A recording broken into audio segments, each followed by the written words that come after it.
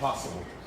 That's literally what has brought us together. As Steve just said, the 2 years that preceded this one, everyone who was there for every step of the way in the Senate race, who guaranteed that we could get to all 254 counties, spend time with Mary Lou Tedibaugh in Longview, not once, not twice, but I think 4 times. And I think win the endorsement of the Longview newspaper, which was unanticipated, unheralded, but so important, and really reflected the spirit of Texas and everyone who was part of this. So we were not going to write anybody off. We were not going to take anyone for granted, regardless of your party affiliation or your geography, or how many generations you can count yourself an American, or whether you just got here yesterday.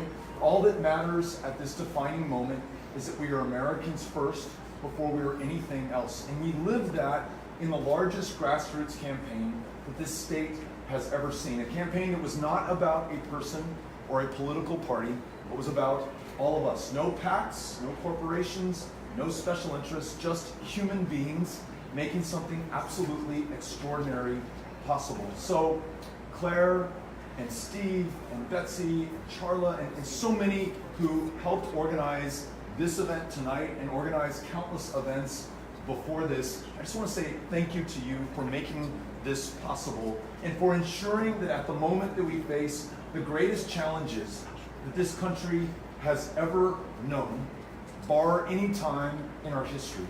Tens of millions who cannot see a doctor and be well enough to live to their full potential in the wealthiest, the most powerful country on the face of the planet.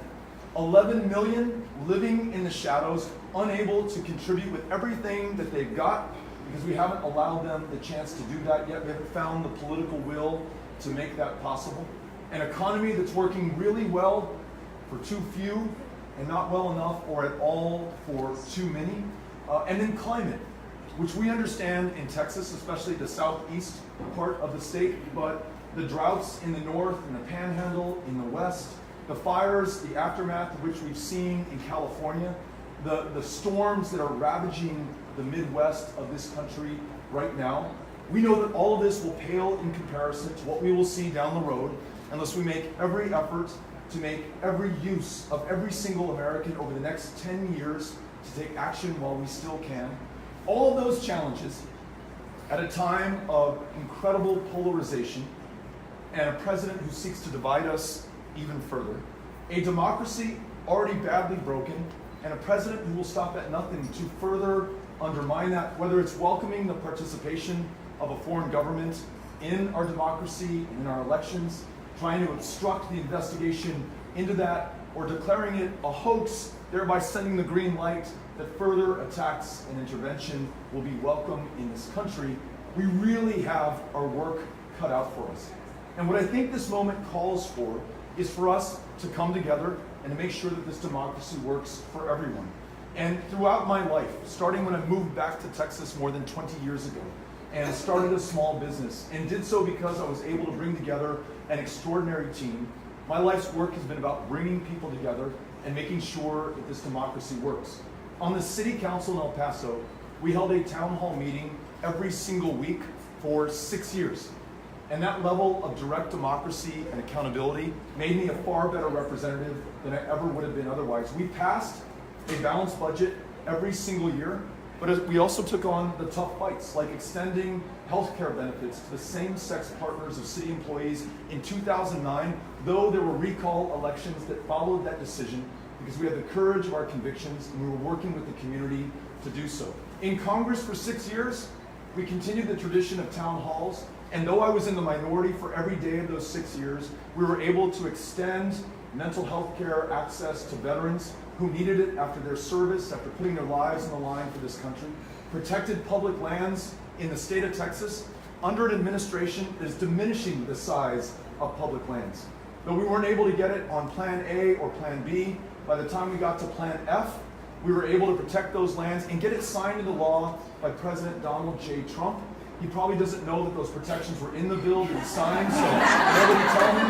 But we wanted to show that we're willing to work with anyone, anytime, anywhere to advance this country's agenda. And in Texas, Texas makes the case for our candidacy, and that is you. That is every single one of you. At the end of the day, though we were down 2.6%, but who's counting?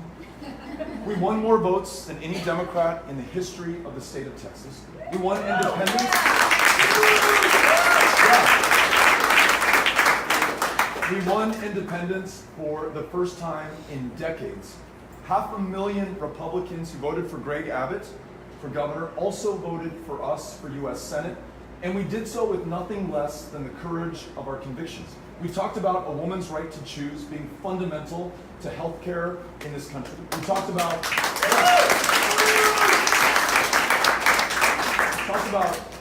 ending gun violence by making sure that this state, a proud gun-owning state, takes the lead in responsible gun legislation to protect our Second Amendment and our lives.